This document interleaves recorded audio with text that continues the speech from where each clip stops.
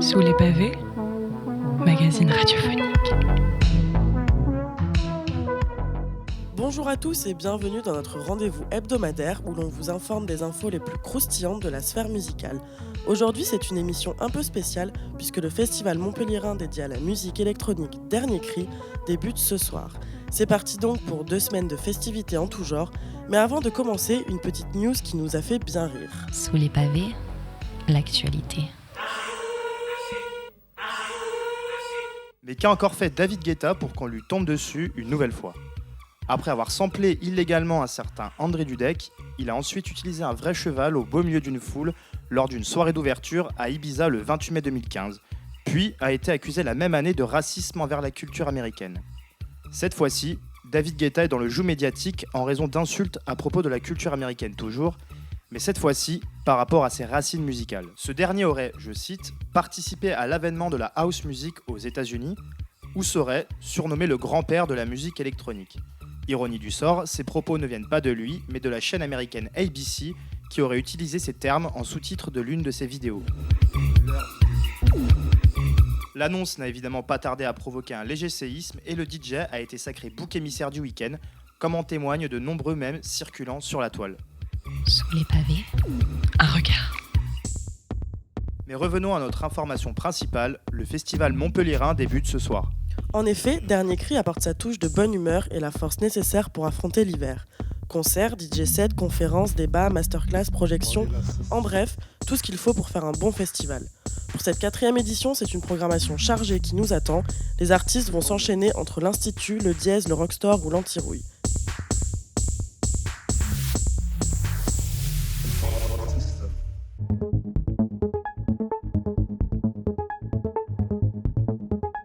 Figure emblématique de la scène techno des années 90 et précurseur des mouvements électroniques en France, Pimour fera l'ouverture du festival à l'Institut.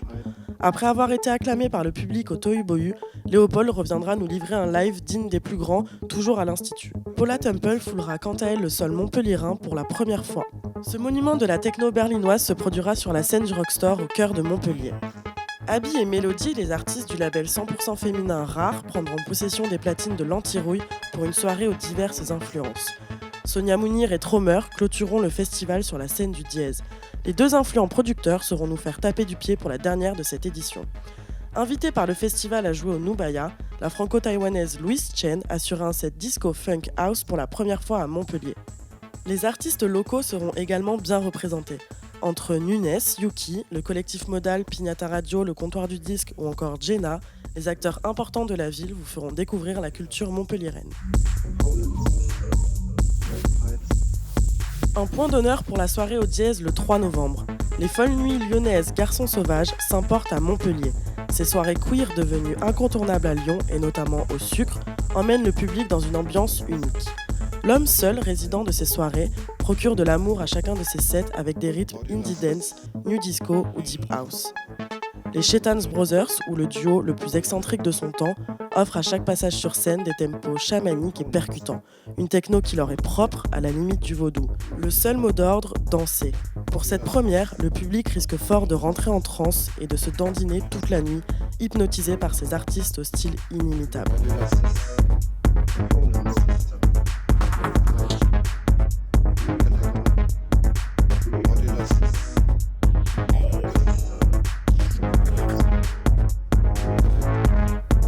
Et pour terminer notre sélection coup de cœur du festival, Oui, moi j'ai un petit coup de cœur pour la conférence qui aura lieu à la Panacée. Seconde conférence après celle de 2017 et Jacqueline Co. Cette fois-ci, c'est sur l'impact de l'arrivée des géants mondiaux du spectacle vivant dans le paysage culturel français. Je trouve que c'est une bonne thématique car on voit que les grandes pompes festivalières prennent de plus en plus le dessus au sein du paysage culturel français. en effet, c'est un débat qui est ultra présent en ce moment. Alors moi, j'aurais un petit coup de cœur pour le closing avec Sonia Mounir et Tromer.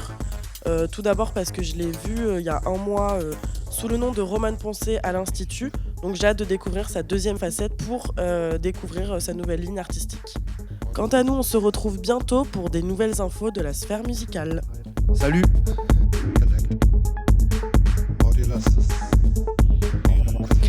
écoutez Et réécoutez. le temps d'un café. Ou d'une clope Nos pavés à nous, sont sous nos doigts. sous les pavés. C'est dans vos oreilles.